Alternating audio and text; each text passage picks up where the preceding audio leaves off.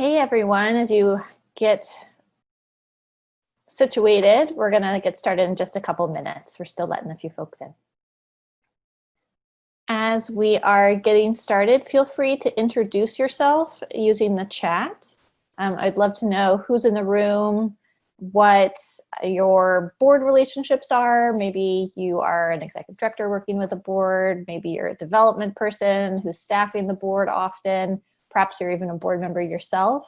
Feel free to use that chat to introduce yourself. And then as we are, I'll introduce myself as the speaker and share a little bit more about what I'm hearing, but I would love to know why you chose this chat, what you're hoping to learn today, and that will make sure that I'm hitting all the key points in my presentation and also using our Q&A at the end of the session to leave some time to address your pressing questions. Okay, so I'm going to go ahead and get us rolling, and as new people join us, they'll just drop in. So also playing presenter, so if I start messing up my screen, please excuse me. So I'm Carlyn Madden. I am the CEO of an executive search firm and governance consultancy called Good Insight.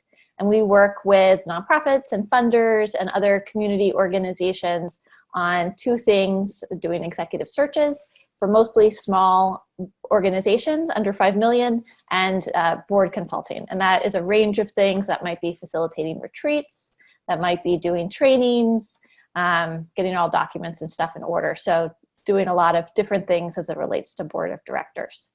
And I came to consulting through philanthropy. So I only introduce that to say I've seen a lot of different ways to run boards, and there's no one right solution. So the things that I'm talking about today are going to be an amalgam of things that I've seen or that I've advised different types of clients on. There's not one right way to do things. I've been a long-time catalog reviewer. Actually, I think over a decade I've been reviewing for the catalog, and have been doing some support of these Learning Commons trainings over the years through doing leadership transition conversations, succession planning conversations, and of course, board development today. So let me get a sense of sort of who's in the room. It looks like some executive directors. There's definitely some familiar faces. Feel free to leave. You're welcome to be on the screen. You're welcome to not be on the screen. I know it's a lot to just look at ourselves all day.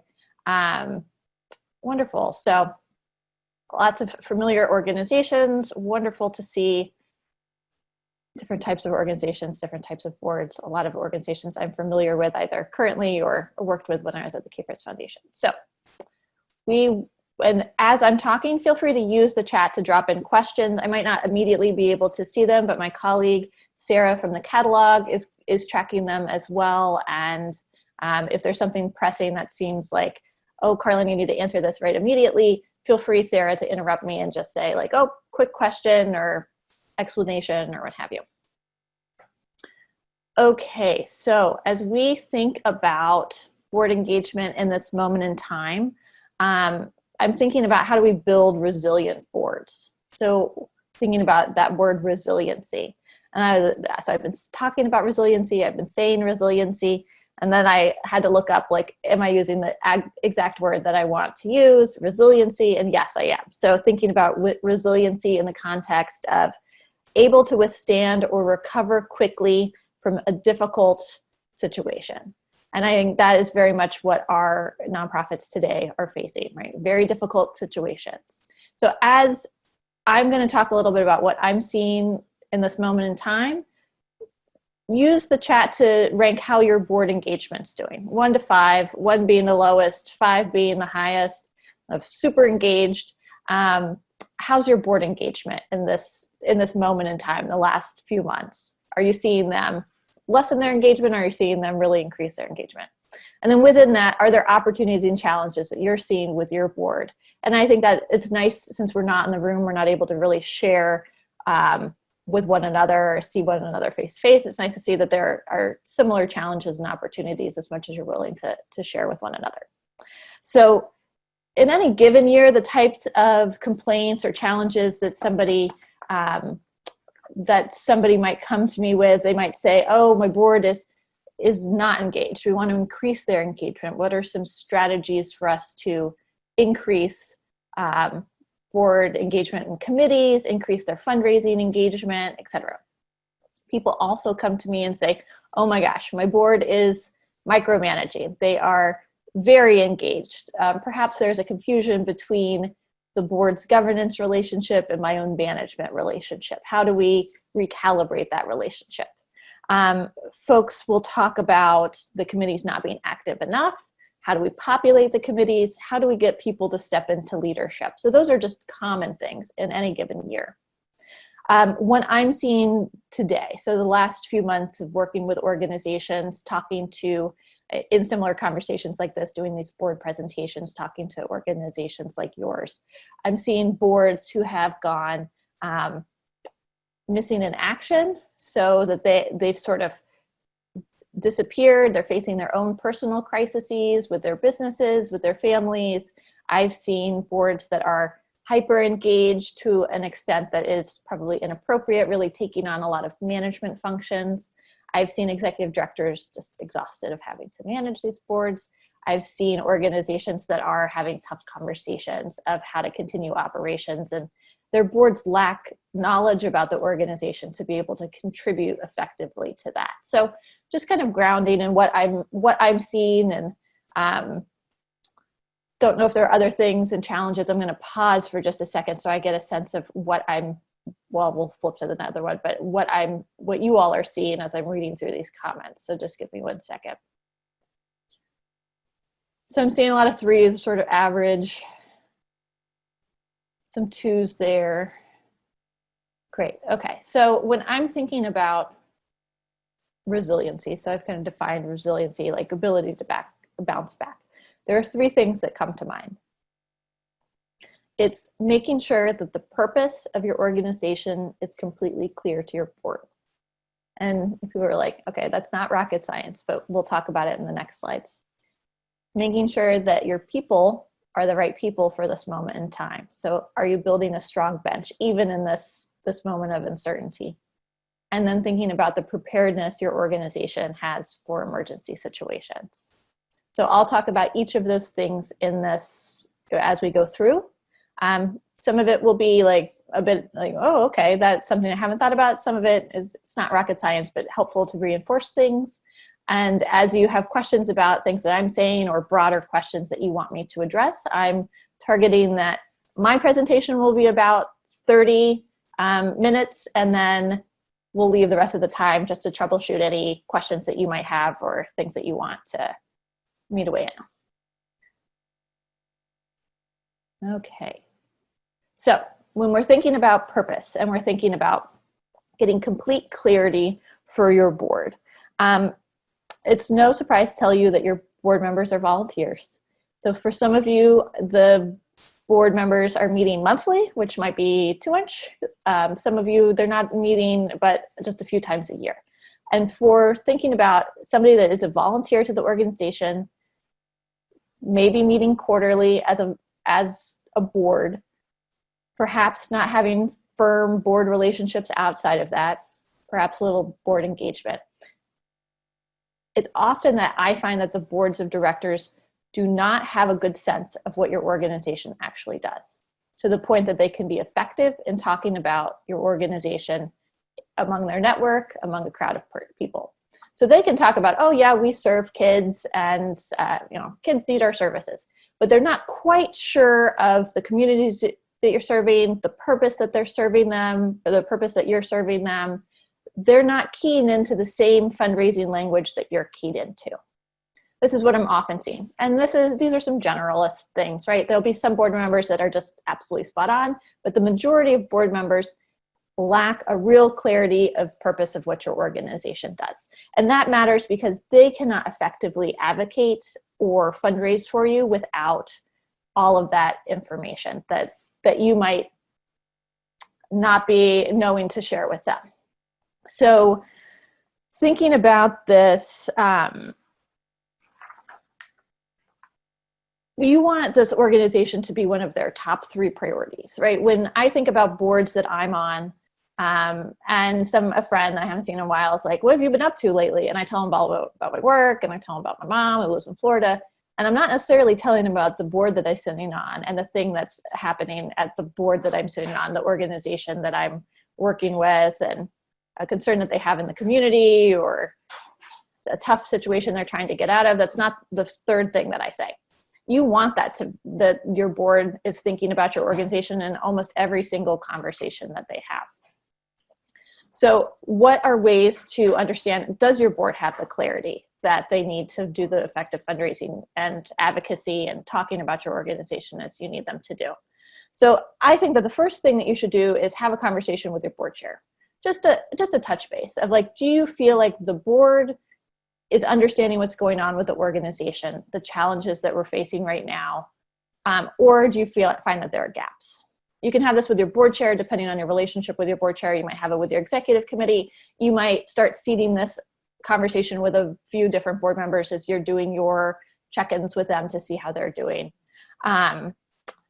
Start reviewing the materials that you're handing to the board. So if you're the executive director or you're somebody that is a staff member that staffs the board, are you providing them that onboarding material that effectively talks about your organization? Do they get the chance to read the types of grants that you're putting forward, those general operating grants that talk about the different statistics of your organization? Does the material that you've been sharing with the board, does that paint a full picture of your organization? Or are there some blind spots? Are there some gaps? It's hard because you're entrenched in the organization and you're not a volunteer at the organization. You're spending far beyond 40 hours a week in this organization, whereas they are not. So start thinking about, are there gaps here? And I guarantee you there will be some gaps there. Thinking about, how do you field questions, conduct check-ins? Is there enough space in meetings for people to ask questions, or are they sometimes they get afraid to even ask the questions that might be really simple questions. And we all face this ourselves, right? If I ask a question about this, we're so far along in the process, does it seem dumb if I ask X, Y, Z? So be thinking about, are you checking in frequently enough that they can ask questions? Is it a safe space for them to ask questions that they feel that they might already need to know, but they don't know, which is, everything's okay in this situation. It's about, how do you transform it? So going back and thinking about, what's your board building cycle? When you're onboarding new members, what's the process that you're onboarding new members? And in this moment in time, this is a good time for you to have your board members start looking at, even though chaos is happening, really thinking about, what is the information necessary to get all of your board documents together? I think that's actually a great project for board members right now who may not know exactly how to plug in. How do you set up appropriate board onboarding processes in this moment in time? You're going to have to recruit new board members as it is. 1 second. Just quickly, my husband was unloading the dishwasher. It was distracting me. Okay, so we're all working from home here. So thinking about board building cycle, all the materials, are you effectively explaining what the organization does when you are recruiting new members? Are you even explaining, or is it, oh, join this great organization, it's not a lot of work, you're just going to be able to hop in and make a difference, and we're doing great things over here? Or are you actually explaining the content of the organization, the challenges your community faces, the challenges your own organization faces in reaching those communities? Think about that content. Can you introduce some sort of buddy program where it's not necessary that the buddies actually have to be everybody gets a buddy. It's who are the most active, knowledgeable members of your board, and start assigning those buddies, or start asking those really friendly, really in the know board members to connect with other board members outside of board meetings. And just those extroverted people that are oh, I'm just so excited to talk about it. That can happen during the board building process. You could just start that process in a given meeting, or particularly in this moment in time where people are really looking for personal connection and really might be interested in learning more about the organization and the tough decisions ahead, being able to navigate these tough decisions ahead. Improve board meetings, improve read ahead materials, start thinking about those sorts of things. When we start when we can convene in programs again, make sure that they're invited to programs. Often they're the last people on our list to invite. So if you are hosting public programming, if you're an organization that just does that, always inviting the board members so that they can, at their convenience, come and see the programs firsthand. Or if you're a staffed organization, large enough staff, are there volunteer opportunities that you can engage the board in a given year? It doesn't need to be a monthly basis, but a given year where they can see what this looks like or interact with the program firsthand. Often these are not things that we're asking the board to do. If you're doing this on a general basis, fantastic, you're doing a great job trying to engage your board. Casual meetups, when that's available. So right now, casual Zoom meetings. It doesn't have to be, don't get discouraged that not every single board member comes. You'll have to continue to do this to sort of engage that. And as they become more familiar with their organization, you're going to begin to transform how they talk about the organization and to their different friends and networks, and how they can fundraise for the organization. So there are just 3 takeaways. Those are some ideas, and then think about takeaways. So other things, mission moments, using each board meeting. A client of mine did this. It was really fantastic. Around the table, each member talked about a mission moment that they had with the organization in the last 2 months since they met. Maybe that was make an introduction on behalf of the ED. Maybe that was came to a different program, secured an in-kind donation, but each person had to go around. And some board members didn't have anything to say. And that reinforced to them that, oh, okay, there are more ways that I can get involved, and there are lots of different ways that I can get involved. And it took the ED and that board member to have a conversation to say, okay, like, let me find ways. Here are some suggestions for us to start renewing this relationship. We also want clear board commitments and board agreements, thinking about very clearly outlining what the board member is going to do, and then what you are going to do to ensure that good governance happens. There's stuff that you all will supply, information you'll supply. And then different fundraising activities to increase board engagement. Thinking about, can a board member go with you on a call that you'll have with a donor, attend a donor visit with you? Can they join together to do, again, this is maybe post-COVID, but join together to do a match. Their 2 donations together could make a great matching donation request for the community. Post-COVID, joining together to host a small cocktail party at someone's house and inviting their different networks together. So thinking about fundraising activities once they have this clarity that will really allow them to plug in, but also interrelate with one another.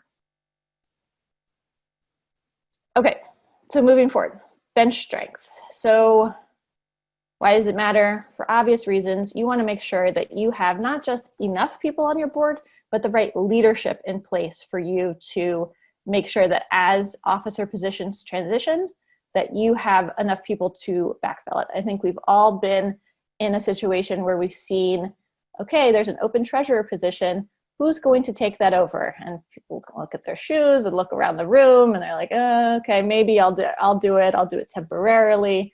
It's often very difficult to get people on board to lead committees, to take over officer positions. So you want to be thinking about building your pipeline of board leadership. And with that, there's that need to retain committed, talented, well-networked people. We talk about this a lot, and I've actually been hearing from clients to say we were right in the middle of a board recruitment cycle, and then COVID hit, and we don't think that we can actually recruit people right now. But to that I say, nope, you're still going to do it. It's absolutely fine to continue your board recruitment processes. And if you didn't have a strong pipeline of potential board members, now is the time to really be getting your ducks in a row so that you can be making those requests strategically. It's not just a blanket, okay, we're just going to go see who we can find. You really want to be strategic. And often the board members that you need are within the networks that you have. We'll talk a little bit about how to analyze your network. So the challenge here is, so one of the challenges in trying to understand how you assess it is often the board says things are fine, right? Like, so being able to say, do you have the right leadership in place? To ask your board chair who will be their successor. Depends on if you have board terms, but some board chairs are going to say, well, why would I need a successor? Things are fine here.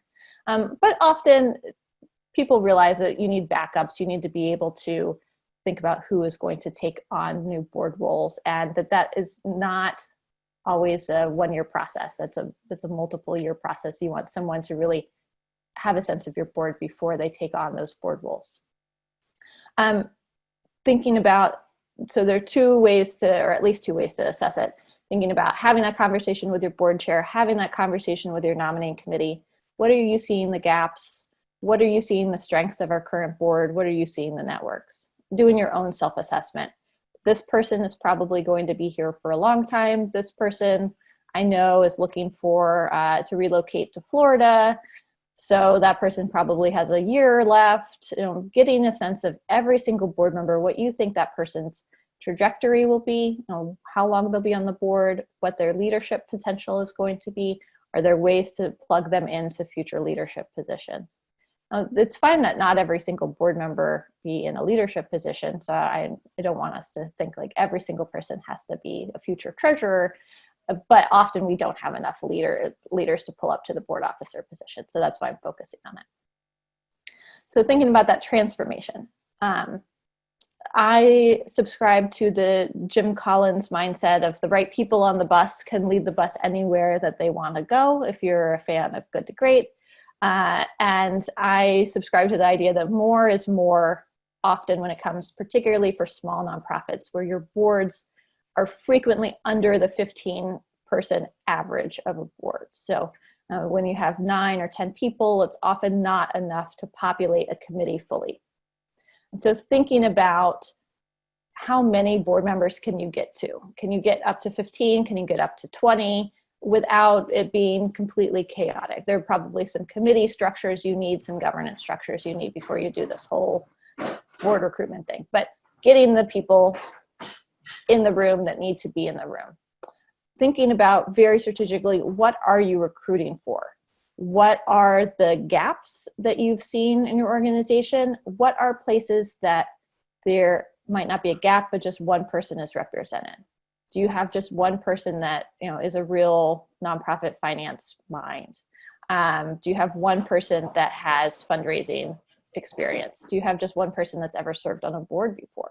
Or how can you get to multiple people so that there's that bench strength and the multiple people understand nonprofit finance or nonprofit fundraising or have had board experiences before? Thinking about personalities is another one that we don't talk about. Who's outspoken? Who's soft-spoken? Who's the networker? Who's somebody that's a little bit more quiet, but quiet strength? So thinking about documenting those different personalities. I'm going to go to the next slide. There's a tool, if you're not familiar, and BoardSource has great resources on this. You can just frankly probably Google it and get a really wonderful template. Board matrices are really important in this. And this allows you to write down all of your board members' names, and then what are their different strengths? What do they bring to the table? And so then you can really do that gap analysis. Okay, we don't have enough finance. We don't have enough marketing. We don't have anybody that has any legal mind. You can also use your board matrix to understand gender gaps, race gaps, experience gaps. Do you have anybody that represents the community? Perhaps lives in the neighborhoods that you're serving, perhaps has a lived experience as someone that is receiving services or has a child that receives services. And you don't want just one of those people.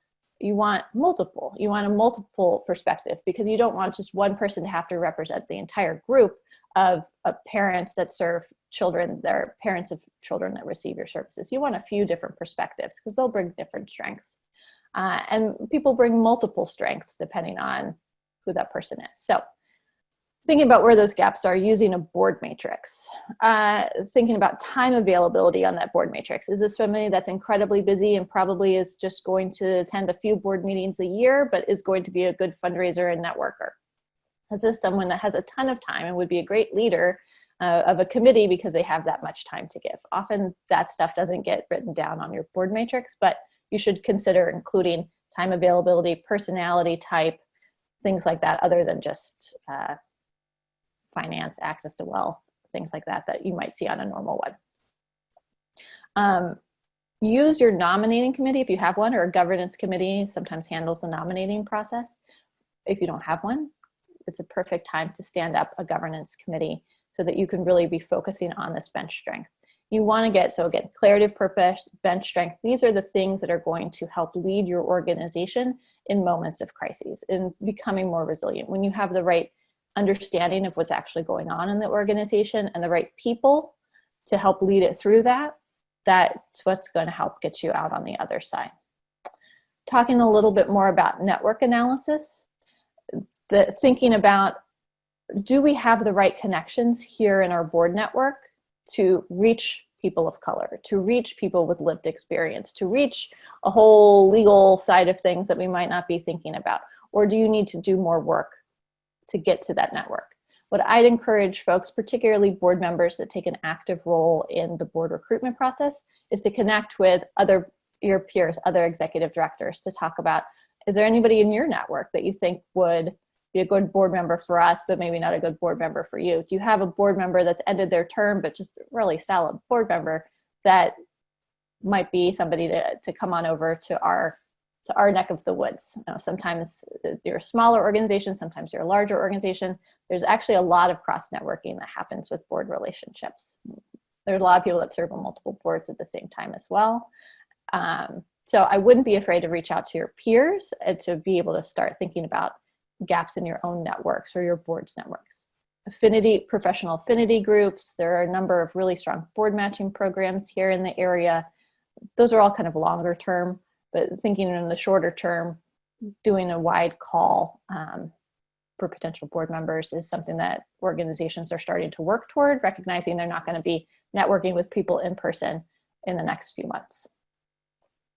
And then shoring up your onboarding process. We talked a little bit about onboarding process earlier. Getting all your documents in a row, understanding how you're talking about your organizations, adopting a board manual, getting that information in a board portal of some sort, even if that's an online Google Drive. That's actually what I always recommend, because people often don't use a different login to be able to access things. But get all your ducks in a row so that it's a clean situation that you're recruiting new board members into.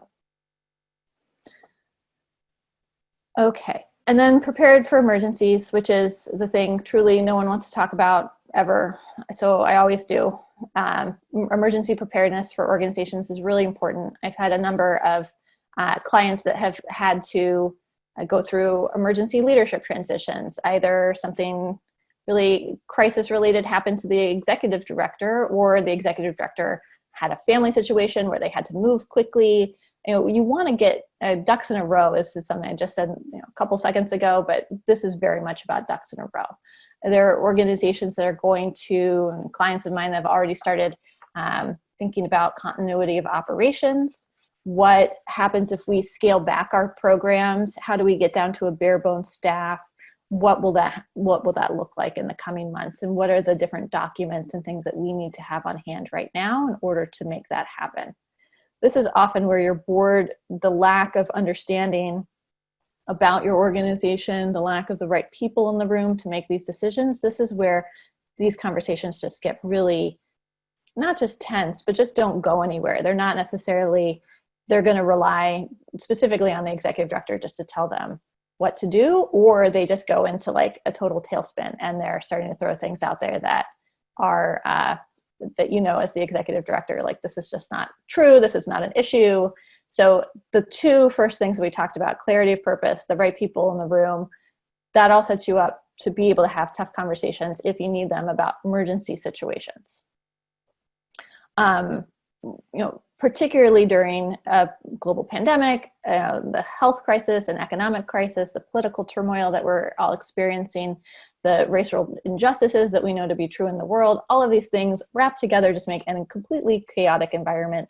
And you want to make sure that you're leaving space if people need to step away to take care of children, if they have a situation where they need to move, elder care, all of these things. I think emergency preparedness, we're going to see more and more of this. So to say, how do you assess it, particularly for the executive directors? I think that you either know or you don't know if you feel prepared for an emergency. So it's a gut check. It's also having conversations, again, board chair, executive committee. Do they feel prepared for an emergency? Do they know what to do if something was to happen to you and you needed to take care of an older parent or a child, needed to step out of the office for a longer period of time? So it's just starting these conversations, understanding what this looks like. I actually have a resource on my website, and I'm going to scroll over to it so that you can see what it looks like as we talk about transforming things. Two things that you need. You need all your documents together, just so you have them together, and they're all there in case somebody needs them. That all there might be online, but you also want to have some physical backups of employee rosters, things like that are hard copy, because you might not be able to, there might be something that glitches and you can't access the things that are on your online portal. So, or Dropbox, or however you're keeping your documents. So you also want some of these things in hard copy. And I'm going to actually see my test of technology here and see if I can go over to the checklist so that you can see what that looks like. Okay, so thinking about what are the documents that you're going to need. So things as simple as your IRS determination letter. So if someone needs to access something regarding your bank or taxes, that's what they need. That's maybe what they need. It's usually just your EIN, but that you want to have that hard copy in somebody's place. You want to have contact information. You want to have, contact information of your legal counsel. If you have pro bono legal counsel or you've been paid, you want to have access, for your financial procedures. Like, what are the actual processes that would need to happen if payroll would otherwise be delayed? Contact information for bookkeepers, treasurers, auditors, all of these things. So as I said, you're welcome to visit my website, and I'll share my details afterwards. And you can download this. It actually is like a pop-up on the website, and just enter your information, you can download it.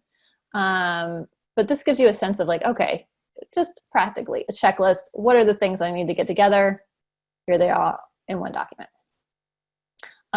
This also things to be thinking about: your employee rosters, employee files, I-9 forms, payroll, and then just an inventory of different insurances and stuff like that. And then this way you can hand over to your board, here are the things that you might need if you need it, or here's where it's going to be located, or here's the staff member that has access to this, just in case.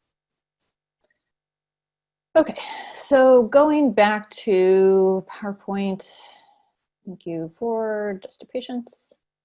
Okay, the other piece is a succession policy, just to make sure that you have in writing what would happen if you, as an executive director, were taken out of the office, who would act in your stead. And that just is very helpful to have in writing as a policy. The board approves it to say, okay, a board member steps in. You have a deputy director that steps in.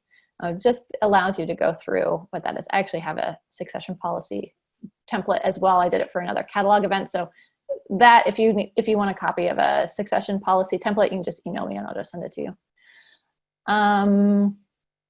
Okay, so I'm going to pause there because we're a little, not over time, but I want to make sure I'm leaving plenty of time for you all to have questions. So just thinking about what steps you're taking to build resiliency. I'd love to learn a little bit about what you're doing yourselves. I think it's always helpful for folks to be able to see what their peers are doing, and Q&A. And I also want to thank my associate Tara for this beautiful presentation. Turned out really lovely. So, okay, pausing there. That's my contact information. Going to the chat.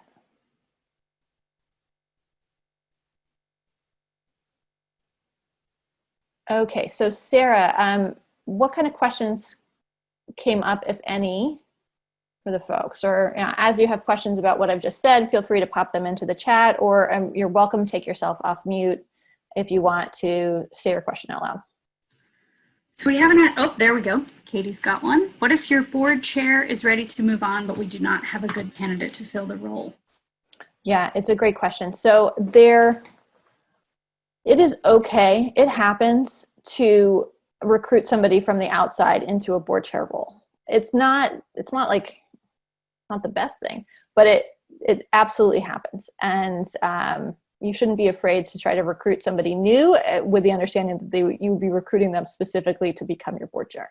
As long as the factor of what everybody else's understanding is, right? So if you have somebody that thinks that they're going to be a vice president or a secretary that just has eyes on the prize of being the board chair, and then you, depending on what your role is, the executive director is like, not in my lifetime, and I'm going to try to like do this on the side and try to get another board chair, and just like everybody has to be on board. So the whole board, or whoever is going to make the decision, or the board chair, has to be able to navigate sometimes tricky relationships with people that think that they want to be the board chair but would not be a good fit.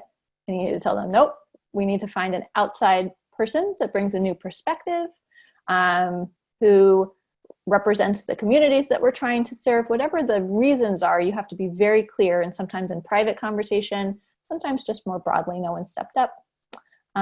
So I hope that helps. But you might have to recruit a completely new person to the organization. Sometimes that might be a former donor. Sometimes that might be a constituent. And it takes a little bit of time, but you want to be very clear about why you're asking them to step in, and why you would be asking them to step in a leadership role.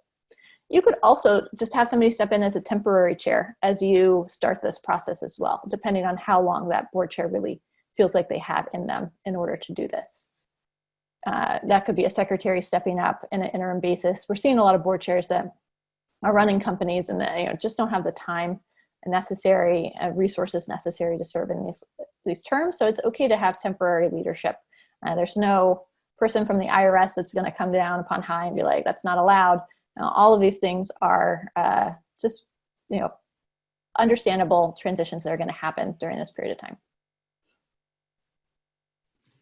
We've got another one from Drew. I'm stepping into a new role that will require me to work closely with board committees and leverage their connections to raise funds. Is there a general piece of advice that you would give me in going about this process? Yeah, a great piece of advice that I've received from others and that I've experienced as a board member myself is individual one-on-one conversations frequently enough, like not every week, but frequently enough, touch base, where you're just really focused on listening. Why is this person on the board? What do they really enjoy about being on the board? What do they think, what kind of information would be helpful for them to know about the organization?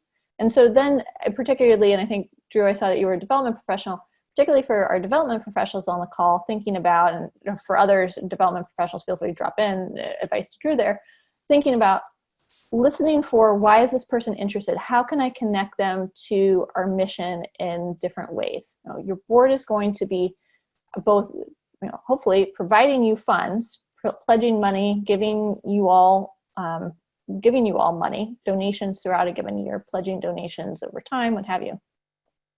And they're still a donor, right? That still makes them a donor. So their donor experience is different than your annual fund, but is really important. So you're going to treat them like you would any other major gift, and really be listening for the type of impact that they would like to have in the organization, and finding unique ways to connect them to that. Often we forget and we just think like, okay, this volunteer is going to read our materials and be good, but they're not receiving any donor acknowledgement, the same donor experience that you would want some of your other high-level donors to be.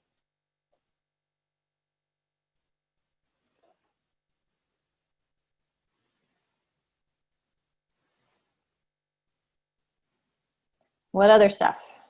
And again, you feel free to step out of mute anonymous mode and type up. This is Carolyn from Broad Futures, and I just I have a question, if it's okay, if I can just talk and yeah, it all out. So I have a very supportive board with the COVID-19, just everything going on, making sure that I as CEO feel supported and have access to advice and counsel moving forward as far as contingency planning, more strategic. But as we all know, what we really need are people to help on the kind of the increasing fundraising, increasing board members and all that. And I guess at a certain point, I am wondering what, and this is a big question, but how much of my role should be spent in that cheerleading, provided all the materials you have talked about have been provided, right? And so given sort of the tools to do so, but how much of my job should be spent on kind of that cheerleading, you know, realizing that they are donors, right? But the cheerleading aspect, and how much of it do we need to, you know, get in consultants or outside people to help with it if it's not happening at the rate that that I am expecting it to? Yeah, it's a good question. One of the things I wrote in my notes, but I didn't say out loud, is recognizing when the juice isn't worth the squeeze is an important piece of this too. So I'll talk a little bit about that. You know, don't let me forget a little bit to talk about that. But I think we generally, as a field, under like our current board structure, some I'm a fan, like some it works fantastic. Some organizations it doesn't work at all. But under our current board structure, we are under the advisement that this should be a fairly easy working relationship. You know, it's minimal input from the board. Or like the board, their job is easy. Like we're just here to help facilitate. It takes a lot of work for the executive director or CEO. And I think that we really underestimate how much time ends up going into the work that the CEO ends up doing to steward the board. It's a lot. So hours, you know, sometimes days during the week, sometimes weeks during a month. And it's often not a great use of the executive director's time, depending on, again, if the juice is worth the squeeze. Mm-hmm. So getting a sense of, are you trying to squeeze a lime, let's say, you know, never has enough juice for me. Are you trying to squeeze that to the extent that there's not going to be the return on investment that some other donations would be? And then for you to have honest conversations with your board chair, your executive committee, what have you, about what are the different donation levels that you can expect from each member. I'm not a fan of blanket, like everybody gives $5,000, $1,000. It depends on the size of your nonprofit, you know, the types of boards you have. It's really about creating an individual giving plan for each board member. So back to Drew's question, right? What is the capacity of each member to give and engage? And so some members are going to say, okay, I'm going to write a $10,000 check and I don't want to hear about it. And some board members are going to say, oh, I'm just so excited and I really want to see if I can make some connections with people and I'd love to have people over to my house or connect you to some people. And you just want to get that down in writing. And you're like, wonderful. Like, how frequently can I follow up with you about this? You know, let me go ahead and put it on my calendar that you and I maybe just have and I don't know the size of your organization, Carolyn, but every other month kind of check in on progress and see what you need from me, or see what introductions you need to make to me so that I can have those donor conversations. So each person, and this takes a lot of time, but you can kind of knock it out of the park of just like each person has a very specific thing that they're going to do, or set of things that they're going to do. And that then, because it's in writing, you can hold them accountable to it. And if they're not able to fulfill the obligations that they've told you that they would fulfill, then you get an understanding of, okay, this is perhaps a person that is not going to be a long-term board member. Like, this is not the person that you need on the board. And again, some board members are only going to give $500 and they're going to volunteer in other ways. And I personally think that's absolutely fine, because their value is not, that value is not a cash value. It's an in-kind value in a different sense. But it doesn't make you then feel like we're not getting the goal done, because you know what the goal is going to be. You know who's giving what. You've written it all down. You've made your Excel spreadsheet of it. You're tracking that. And you feel like you're getting accomplished. When you see there's a big gap, you thought you'd raise $20,000 and you're really just at $8,000, then the conversations with the board chair and the executive committee is, how are we going to backfill this $12,000? Is that through the board pulling together a match, and then we're going to do an annual fund announcement about a match? Is that through increased grants? But be clear what the gap is going to be once you have the baseline for what the board members are going to provide you.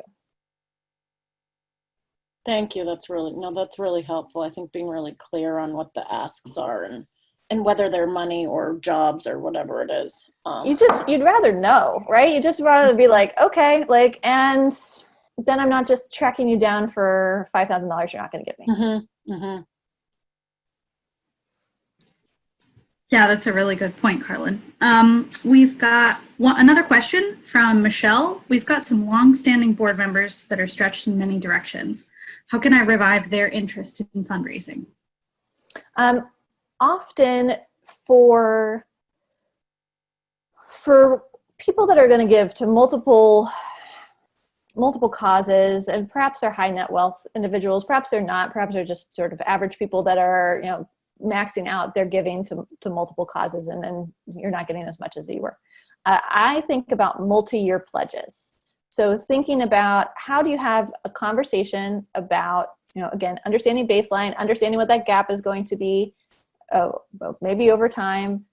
Here's our goal. In the next 3 years, we want to raise $50,000 from our board. And we'd love to start talking to you about how we can help get to that goal. What, for you personally, for networks, what have you, and start thinking about what the longer term is, so that you're not just asking them to sign, their give-get at $3,000. You might be under asking them for money. And Michelle, feel free to pipe in, to chime in, and say, no, it's not that, it's actually XYZ.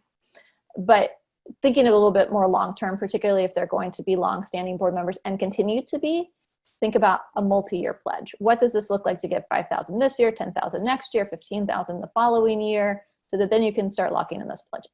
You can also start thinking about legacy giving, bequests, particularly for long-standing board members, charitable gift annuity, all of the different fundraising vehicles that if they're giving to a lot of different causes, those different vehicles are going to be more familiar to them. So while that might be the first bequest your organization gives if you're a small nonprofit, but it might not be the first bequest that they've been asked for. So be thinking about how they want to build their legacy, like really using that language, given their long-standing board relationship, and secure those multi-year pledges.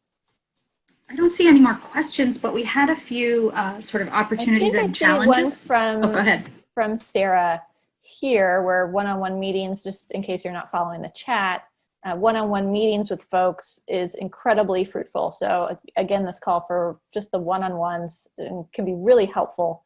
It keys into their interests, the listening piece. And she's suggesting, simply asking them, what would they like to see happen for the organization? How can she support them as a board member? What they hope to pledge financially this year. We forget that board members are donors, and they're not going to give you something that you're not asking for. So if you are not asking them for specific things, first you have to listen, you have to have this meeting, you have to understand what their interests are. I think this is a great, truly just a great way of phrasing it, Sarah. What would they like to see happen for the organization? And if you hear something in there that's like, oh, interesting, you'd like to see that happen? How can you make us help that? Like, how can you help make that happen for us?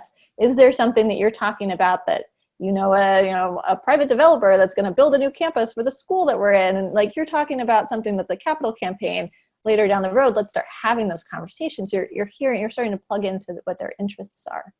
And then from there, like, what is that pledge going to be to help make that happen? So, yeah, I found that really helps with the ask, to get them hear from them why they're excited to be a part of the organization first, and then move into how I can support that, and then make the ask is then easy. It's like, by the way. So thank you for your tips too on how to engage the one-on-ones, and I love all your ideas. I had a quick question around the buddy system. Mm-hmm. So we just brought on 3 new board members. We're very excited. And we currently have 4 members. Do you suggest pairing one of the more experienced ones with the new ones, for the buddy system? And if so, how would I coach the current member on how to engage the new member and kind of be a buddy to them? Is that what you were saying? Yeah, that is what I'm saying. So it very much depends. I think it depends on personality, right? Like, is this person going to, or personality and time availability? So rather than just saying all 4 members and then you're going to be a buddy to the next 3 members, There might be somebody that's like, I have the capacity to be a buddy to 2 people. There might be somebody that's like, I don't want to do this at all. This sounds like something I would never want to do with my time. And I respect that. Like, as an introvert myself, like, okay, like maybe that's not something that they want to do. You want to get people that are interested in helping the next generation of board members, period. Like, that's it. Like, that can come in all different ways. Okay. What I recommend that ends up happening is a check-in call when the meeting materials are going to be delivered. So say you're sending them out about a week in advance, so ideally a week in advance, right? And so just check-in call, did you get a chance to look at the materials? Do you have any questions in advance of the meeting? There are going to be board members that have never served on a nonprofit board, and nonprofit finances are different than a business finance. Like, the actual reporting is different. So there will be questions that this person might have. And then a check-in, a couple days after the meeting. How do you think that meeting went?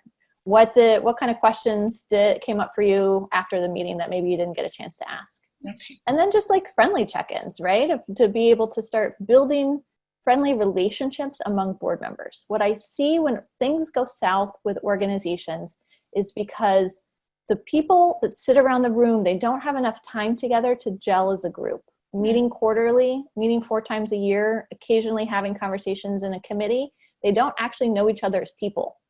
And so the more you can do, and again, this goes back to Carolyn's question about it, like, this is a huge time suck sometimes, but the more you can do to connect the really friendly board members to help facilitate some friendly interaction, the better the organization is going to be, because the organization will have gelled enough, the people in the room have gelled enough that they trust one another. They can they have an idea what somebody's going to say about something, and they're going to know how to respond to it. Thank you. So they don't have to be permanent buddies, but at least 3 touch points, right? That the pre-meeting, post-meeting. And then the friendly. Yeah. Thank you. Okay, we've got about 5 minutes before we wrap up. What feels doable? What feels totally like, nope, can't do that one? I think I'd love to hear if someone's recruited a new board member since the pandemic, like what it looks like to recruit virtual members. Particularly if you're a local organization, you're used to like meeting people in person. I would encourage you to think about, there are many national organizations that only virtually recruit board members, right? You do not have to feel like we have to be in person in order to get this done, even though that's been your traditional thing. There are plenty of organizations that are doing virtual recruitment all of the time because they are a national organization and they're reaching lots of different communities. So definitely is possible. Carlyn, we did recruit a board member virtually. I'd love to hear about it, Robin. During the pandemic, yeah. So he's a major donor. We had a Zoom meeting with the new superintendent of our park. I'm with a friends group, the CNL Canal Trust. And he met her and asked questions, and it was a lively conversation, and got all of our board members very excited. He's a very prominent person, and he lived right by our board chair. They met in their backyard over iced tea, and next thing I knew, we were having a Zoom get to know our board meeting, and our board voted him in. So he was not an unknown quantity to us. Yeah. But we didn't really know him well. We only, there had been some conversation between our director of development and him. So it worked out pretty good. Yeah, I appreciate you sharing that story. And I think it's a good point to look in your donor database, right? Are there people that you've had some really friendly conversations with? Or are there folks that have given you multiple gifts over a course of years? So kind of know the organization, respect the organization, have the capacity to give a donation, and start talking to them about the opportunity. The more clear you can be about what the opportunity is, the better. What does it look like to serve on the board? And Robin, it's really nice to talk to you. I knew Matthew Logan, and I was at the Kieferts Foundation when you all received your first grant. So okay, I great. was the program officer for that. Yeah. So thinking about that donor list, going back to your database, your spreadsheet, but however, keeping those details is helpful. Thinking about asking past board members if there are any people in their networks. It might be a spouse, it might be a cousin, could be a neighbor. So past board members are a great relationship builder. It's a way to keep them still involved, even if they don't have the time commitment or not a good fit, or wouldn't ask them to be back on the board if they're over their term limits. And then volunteers, of course. If you're an organization that relies on volunteers, those volunteers often have a capacity to give, have interest, and just sort of waiting to be asked. It's the same idea of making a donation. Of unless you're going to ask somebody to do something for you, they usually are not just like stepping up to say, like, by the way, in case you need any board members, let me know. So it can be done. It will be done. We will have to recruit people during a pandemic, and the folks that are on your board right now might not be able to stay on your board for the long term because of their own personal situations. You don't want that to let you stop moving things along. Okay, as we come up to sort of final minutes, I just, going back to the presentation, if you're interested in knowing more resources about governance, I do a monthly newsletter, so you can sign up for the newsletter. I'm happy to share out different materials and resources that I'm doing. If you want that succession policy, just feel free to shoot me an email and I'll attach it. When you get to the website, you'll get this annoying like pop-up and it'll say sign up here to get the emergency checklist, and that'll send you an email, and that also registers you for the newsletter, so you don't have to do two things. And feel free to follow and connect with me on LinkedIn. I share a lot of different resources like the catalog stuff, and the company under Good Insight, always we're sharing stuff there too. So really pleased to have joined you all today. If there's anything that I can do to connect you to resources or other ideas, feel free to let me know. And as Sarah's mentioning, we recorded the session, so you'll get a revision of my yelling at my husband about the dishwasher, and the slides will go out in just a couple of days. You should thank him for doing that. Oh, I mean, I am so lucky that he immediately came home from work and did that. So I have probably an apology to make, frankly, guys.